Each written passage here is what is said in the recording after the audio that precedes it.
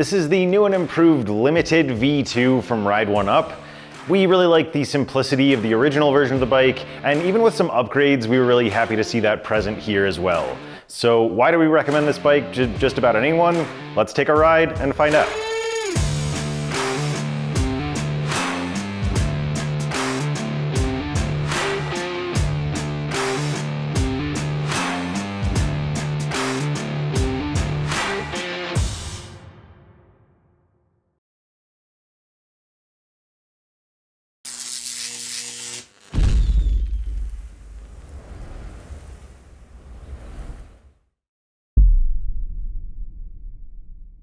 Welcome back to Electric Bike Report. I'm John. I'm going to walk you through everything there is to know about the Limited V2 today, but just a reminder, if you're considering buying an e-bike or you just like learning about them, please make sure you're subscribed to the channel. We release new reviews every few days, and we're starting to see a lot of the exciting new e-bikes for this year come through, and the Limited V2 is just one of those. That simplicity I mentioned is really part of the core of this bike. We test and review all kinds of e-bikes, and we've noticed that some go out of their way to break out from the crowd, but kind of miss the basics at the same time. The Limited V2 comes with all of the necessities and just a couple of extras, so in my experience that made it really easy to just sort of hop on and go, and most importantly, not worry about anything else. I really liked the feel of the ride. It had the same overall experience of riding a non-electric bike, just easier. This bike comes with a torque sensor that allows its 750 watt rear hub motor to respond to how much effort you put in. So if you pedal harder, you go faster, just like a regular bike. We'll dive into the specifics of our real world testing shortly, but as a spoiler, we were really impressed by this bike's range. I was a little skeptical since its 48 volt battery had only 672 watt hours of capacity, but I'm happy to say that the bike proved me wrong and it turned out to be pretty efficient. Ride1UP advertises a range of 30 to 50 miles, and we were able to exceed that by a significant margin. Before we move on, let's run through the list of specs and components here. The drivetrain is an 8-speed Shimano system with a 48-tooth chainring and a 12 to 32-tooth cassette. The wheels are 27.5-inch with 2.4-inch WTB Groove E tires. The brake system is the HD M285 hydraulic system from Tektro, and that uses 2 piston calipers on 180mm rotors. You get front and rear fenders and an integrated headlight and tail light, which are about all the bells and whistles the Limited comes with. There's a gel saddle from Velo and a suspension fork up front made by SR Suntour. That's the XCM32 ATB model with 100mm of travel. And then the cockpit setup is pretty straightforward. There's a standard style stem with 680mm low-rise handlebars and ergonomic rubber grips. There's an 8-speed rapid fire trigger shifter on the right bar, and then there's a throttle lever on the left along with a color display unit that includes the control panel. This version of the bike did get a refresh in terms of the frame design, but there aren't too many big differences between this and the original version that we found. The V2 here has a coil suspension, which is technically a slight downgrade, but it has an additional 20mm of travel, the fenders are new, and then the chainring is slightly larger from 44 up to 48 teeth. And then a few quick details here. The V2 weighs about 61.5 pounds with the battery installed, and that battery is UL 2271 compliant. And then finally, the bike comes in a step-through frame with cruiser handlebars and this step-over frame with low-rise handlebars, both of which have 3 color options, including charcoal satin, as well as snowstorm white and another called brushed copper. That wraps up all the fine details, so let's see how the bike performed in our standardized tests, and then we can see how it stacks up against other commuter e-bikes we've tested. We'll kick things off with our brake test, where we tested the stopping power of those Tektro M285 hydraulic disc brakes. We brought the bike up to 20 miles per hour, applied the brakes, and then measured the distance it took to stop. We did the same thing 3 times for an average, and that was 21 feet 2 inches. That's a really good result that also happens to be over a foot better than the average for all of the commuter e-bikes we've tested. This brake system is a little less common in our experience, but it's been consistently good, and I think that was very apparent in each of those 3 tests that we did. It's not uncommon for there to be a foot of difference between all the test results, which is why we focus on the average, but in this case, the variation between all three tests was only about 4 inches. I noticed that the back wheel could lock up and slide a little bit when braking really hard, but that wasn't really anything out of the norm. So with a solid brake system and a good result, I'll give the Limited V2 a solid A in our brake test. The Limited V2 ships as a Class 2 e-bike with its throttle and pedal assist limited to 20 miles per hour, but it can also be adjusted to a Class 3 with pedal assist up to 28. Let's take the bike out for a speed test in both of those riding modes so we can see what differences the 5 pedal assist settings make. And while we're out there, we can test the throttle and see how quickly it hits that 20 mile per hour limit, and then I'll see you back here to talk about the results. All right, we are here on the Ride1UP Limited V2 for a Class 2 speed test, and starting things off with no pedal assist, going around 10.5 miles per hour, it looks like. Let's go ahead and go up to PAS1. So I definitely feel a little bit of a boost from the motor. Not really hearing anything though. That motor is very quiet. Pedaling is definitely easier, but still feels very natural. So looks like I'm going around 13 and a half here in PAS1 with about the same level of effort. So let's go up to PAS2.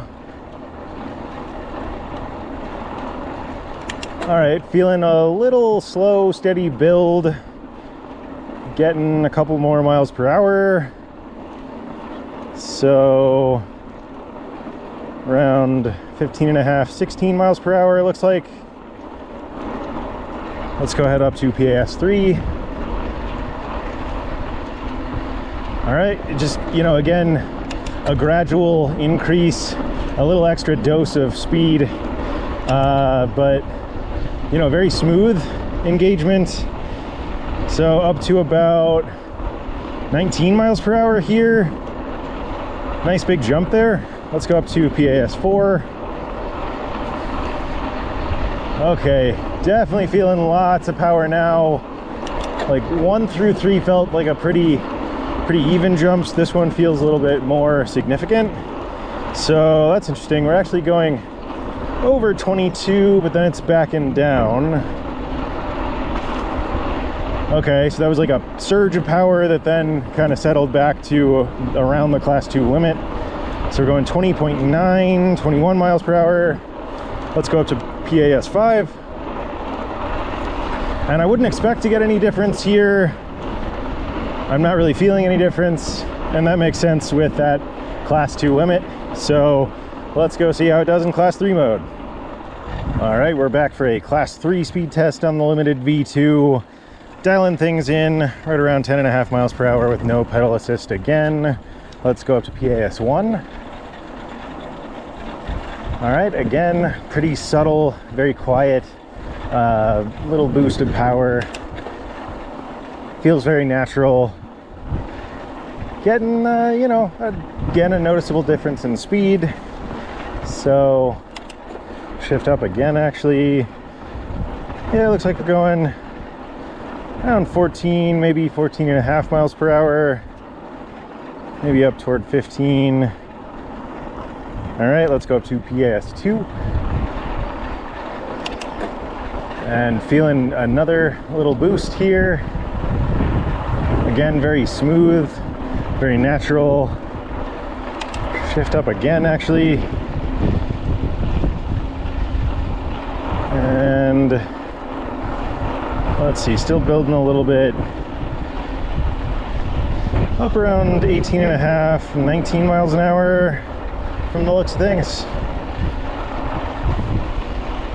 Yeah, all right, let's go up to PAS3. And felt another boost there.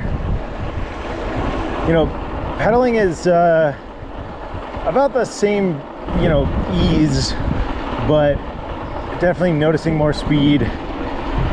My pedaling is giving me a lot more payoff. So we're up above the Class 2 limit. We're going around 22 and a half, 23 miles an hour here. All right, let's go ahead and go up to PAS4.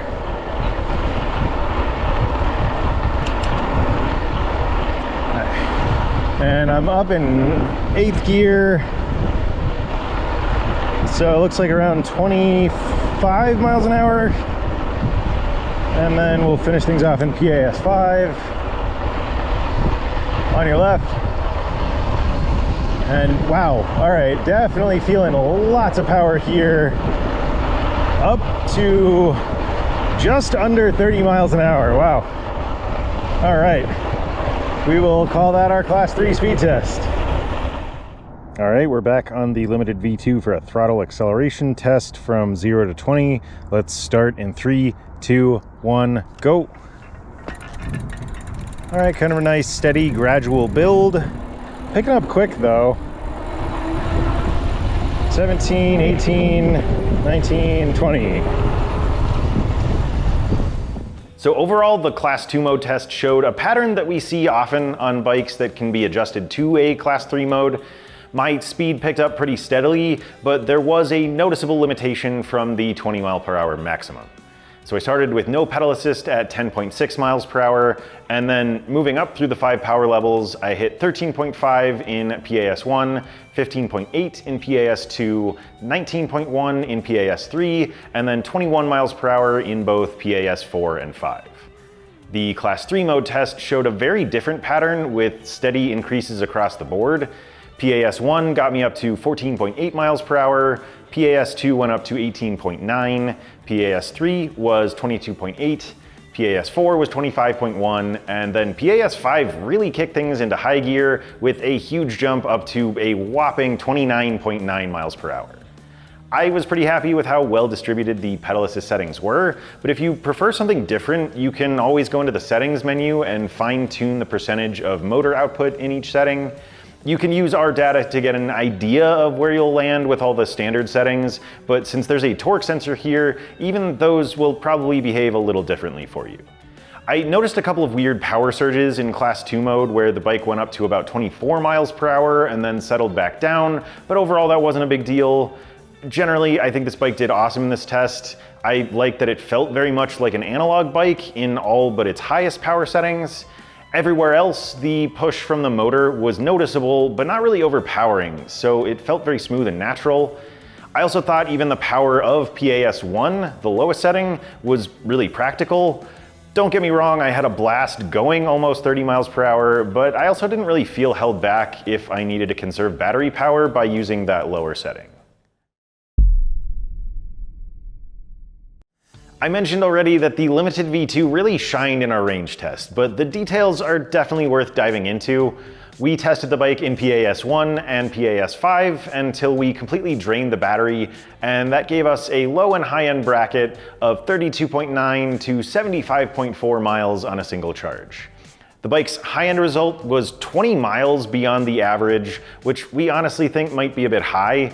After talking about our results back here at the office, we might have been going a little too easy on that torque sensor, so we think 60 to 65 miles might be more realistic. But either way, that's still well beyond the 30 to 50 mile estimate that Ride1UP advertises.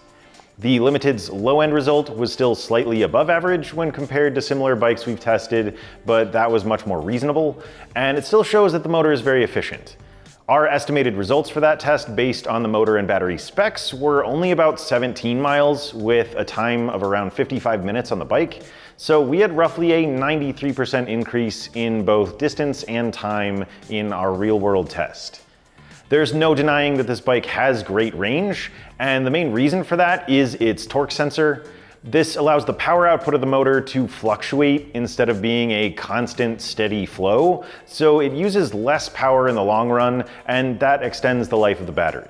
So the big takeaway here is that the Limited V2 definitely has the range that you'd expect from a commuter, and your results will vary depending on your pedaling.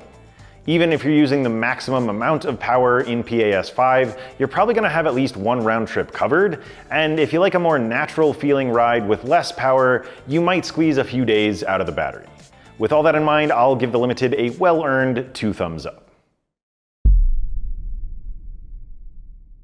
For our hill test, I'll pass you over to our tester, Justin. He rode the bike up the path at our standard test spot called Hellhole Trail, both with the throttle and in PAS 5. This hill is a monster with an average grade of 12% over a third of a mile, so let's see if the Limited V2 can handle it. All right, out here on the Ride1UP Limited V2, 750 watt motor, 95 Newton meters of torque, hub drive. We're gonna see how it does on the throttle test.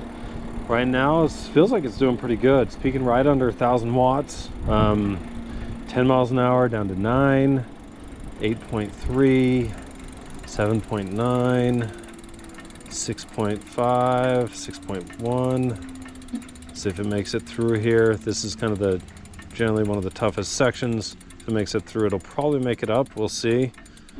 Down to 2.9. Ooh, come on, hold in there. 2.5. Okay, so I think it made it through the first steep section. The motor sounds really quiet. I mean, I'm going a little slower, which is kind of typical. So we'll see if it picks up, as it picks up speed here, if it picks it up enough to get through this last steep punchy section. So I'll kind of be quiet here so you can hear the motor, and let's see if you can get through.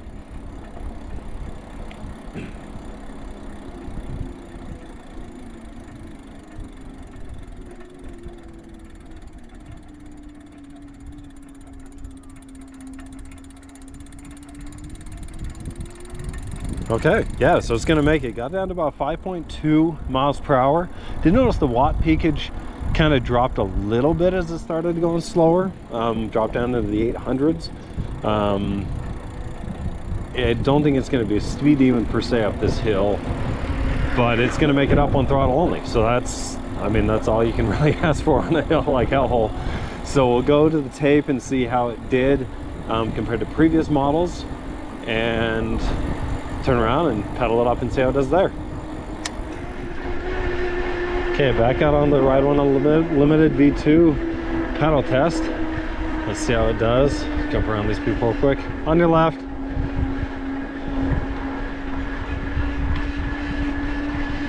Okay, so far it's feeling pretty strong. Haven't had to shift at all. Right around 13, 14 miles an hour through that first bend. Motor is, again, impressively quiet.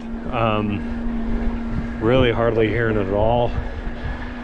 I'll shut up and let you listen through this next section. See how it does on this last punchy climb.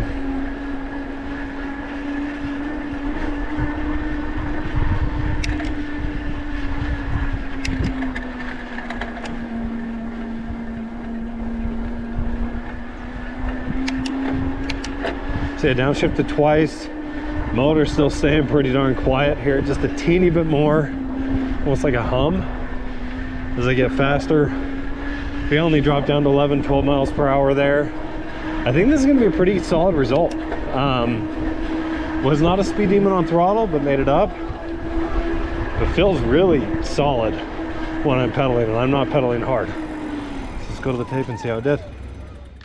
All right, so the bike's results were very different in both tests, but it was successful. It did great in PAS 5. Justin made the trip in 1 minute and 12 seconds with an average speed of 15.1 miles per hour, which is one of the fastest results we've seen from a commuter e-bike with a 750 watt rear hub motor. That just goes to show how easy the pedaling experience was overall. The Limited's throttle result was on the slower side, but it did finish the test, so we have to give it some kudos. And in comparison with other commuters that were faster, this bike's motor had a lower peak wattage, so I think the results generally make sense. One thing that stood out in my personal testing of the bike was just how easy climbing hills was when pedaling. I'm used to having to put in some real effort on bikes with torque sensors, but in this case, I was basically soft pedaling. This bike just felt really peppy and very powerful all around. Bottom line, the Limited's motor is powerful enough to give you the choice in how you approach hills, and there probably aren't many out there that'll give you any trouble. At this point, we've gone through our test results, but how does the Limited V2 actually feel to ride? Let's go back out on the bike and chat about the major elements of its ride quality, and then we can meet back here to wrap things up. All right, let's talk about ride quality here on the Limited V2. This is a commuter style e-bike with a little bit of a forward lean here, not too aggressive, still very comfortable, and good visibility from the rider positioning. There are 2 frame styles with a single frame size in each. And between those, the bike fits riders from 5'1" up to 6'4". We are on the step over model for taller riders from 5'6" to 6'4". And I would say that there's a little bit of a smaller fit here. I'm noticing that primarily in the reach. So I might personally consider swapping out the standard style stem here to something with a little bit of a longer extension. And you can add spacers to the one that is here, but for major adjustments to the reach, you would want to consider doing that. You have a good amount of adjustment in the saddle height though. There's about 10 inches there with the seat post length. There is a suspension fork up front, coil suspension with 100 millimeters of travel. That is the XCM32 ATV model from SR Suntour. And that's definitely effective with the forward-leaning riding position. I'm putting a little bit of weight there, so it's doing its job. And then the tires are helping out a lot too. Those are 27.5 by 2.4 Groove E tires from WTB, and they have a pretty low tread pattern with low rolling resistance for fast acceleration. And then also just that width makes the ride feel really stable, and also gives you a little bit of extra cushion when you're riding over bumps. And the last thing we'll talk about is the motor. That is a 750 watt rear hub with a torque sensor. So it's able to adjust its output based on your level of effort. And you can actually program the different power settings on this bike through the display so that you can really customize the feel for how much power it gives you in each setting. But we'll call it there. Let's bounce back to the studio and talk a little bit more. So to talk a bit more about the levels of customization through the settings menu, you have the ability to choose between 3, 5, 7, or 9 assist levels, and then you can customize the percentage of motor output in each. You can also adjust how quickly the motor kicks in when you're pedaling, and also how forcefully it kicks in. I didn't notice too much of a difference with those last ones, but I think they're cool in theory, and you definitely don't see this level of customization on every e-bike out there. I mentioned in the video clip that the bike did seem to be sized on the smaller side of things, and that's been relatively common with most of the Ride1UP bikes we've tested. We'd like to see the brand factor in taller riders a bit better with handlebar height and reach, but the mechanic at your local bike shop can help you swap out parts if you are feeling a little cramped. One other point of critique here, I like that this version of the bike includes fenders, but considering that this is a commuter that's going to be sharing the road with other traffic and cyclists, I do think it's important for there to be a tail light with brake light functionality. I challenge Ride1UP to bump up the safety factor in the future by adding that feature. Otherwise, my big takeaways were really the overall comfort level and the natural feel of the ride. Between the wide tires, the suspension fork, and the saddle, I hardly felt any bumps, and I was still very comfortable even after about an hour and a half on the bike. So with all that in mind, I'll give the Limited an A- in this section. Here at Electric Bike Report, we see bikes of all shapes and sizes, and it's not uncommon for some of them to have too many features or fancy extras. The big reason that we really like the original Limited and now the Limited V2 is that they're just simply good bikes and they're not trying to do anything too complicated. There's elegance in simplicity, and I think this bike is a prime example of that. Looking back at our test results, it did a great job across the board, and I think there's a ton of appeal in this bike's overall feel and level of customization. Of course, if you're on the taller end of the spectrum, you might need to consider the relatively small frame size, and if you're commuting, don't forget your hand signals. But overall, if you're just looking for a simple and comfortable all-purpose e-bike, this is an awesome option that offers great value for the price. If you're interested but you want to learn more, we'll leave 2 links down in the video description. The first goes to our written review at electricbikereport.com, where you can find more info on our testing process. The second is an affiliate link that will take you to the bike's webpage where you can take a closer look. Please use that link if you make a purchase, as it helps to support us, and it tells us that you appreciate all of the hard work we put into every review. Don't forget to like, subscribe, leave us comments, and share this video with your friends. But thanks for watching. Again, I'm John with Electric Bike Report, and this is the Ride1UP Limited V2.